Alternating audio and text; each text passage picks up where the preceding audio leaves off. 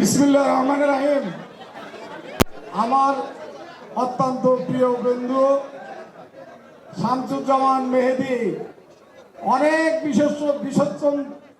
বিশেষণ দিয়েছে। আসলে আমাদের পরিচয়, আমরা 87 ব্যাচ। আমি আজকে আপনারা যারা বা তোমরা যারা যে সম্বর্ধনার আয়োজন করেছো, যাদেরকে সফলতা ভেবে যাদেরকে তোমরা আজকে সম্বর্ধিত করছো, আমি মনে করি তারা সফল নয়, তারা বড় নয়, বড় হচ্ছে তোমরা যারা সম্মান করতে জানো। আজকে আমি মনে করি তোমরা যাদেরকে সম্বর্ধিত করছো তাদের চেয়ে তোমরা বেশি বড় মনের মানুষ। এই জন্য আমি তোমাদের এই আয়োজনকে সাধুবাদ জানাই, আন্তরিকতা জানাই, ধন্যবাদ জানাই। আজকে আমাদের এই একত্রে এখানে মিলিত হওয়া মানে বন্ধুত্বকে নবায়ন করা, আমাদের সুখ দুঃখকে একজন আর একজনের পাশে থাকাকে আমি মনে করি বন্ধুত্ব। আমাদের সফলতা অর্থ অর্জনের মধ্যে নয়, আমাদের সফলতা সরকারি বড় পদ পদবি পাওয়ার মধ্যে নয়, আমাদের সফলতা এমপি মন্ত্রী হওয়ার মধ্যে নয়। আমি মানুষ মনে করি মানুষ হিসাবে গড়ে ওঠাই আমাদের সকলের সফলতা।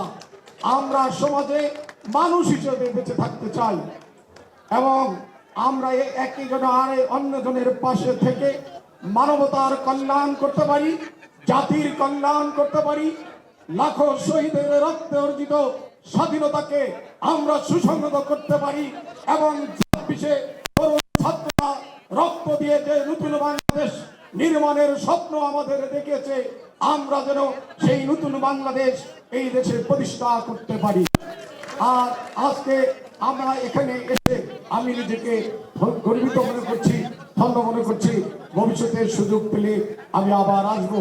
আজকে সারাদিন থাকতে পারলে খুবই ভালো লাগতো, কিন্তু যেহেতু একজন সেবক হিসাবে মানুষ আমাকে মনোনয়ন দিয়েছে, তাদের সেবক নির্বাচিত করেছে, এই জন্য এলাকার মানুষের সেবা করতে হবে।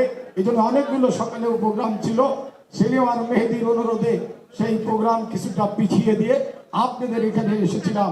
আমি আপনাদের সকলের সার্বিক সফলতা এবং সুস্বাস্থ্য কামনা করি এবং আপনাদের কাছে দোয়া প্রার্থনা করি, সহযোগিতা প্রার্থনা করি। তোমাদের সকলের আসলে আপনি বলে বলে অভ্যস্ত হয়েছে তো, কারণ জনগণ তো আমার কাছে সম্মানিত ব্যক্তি, এজন্য আমরা তাদেরকে আপনি বলি। যাই হোক, তোমাদের সকলের সহযোগিতা কামনা করি, দোয়া কামনা করি। মানুষ আমাকে যে দায়িত্ব দিয়েছে, মহান রব্বুল আলামিন আমাকে যেন সততার সাথে, ইমানদারিতার সাথে, নৈতিকতার সাথে সেই দায়িত্ব পালন করার তৌফিক দেন। সবাই আমার জন্য দোয়া করবেন। আল্লাহ হাফেজ। বাংলাদেশ জিন্দাবাদ।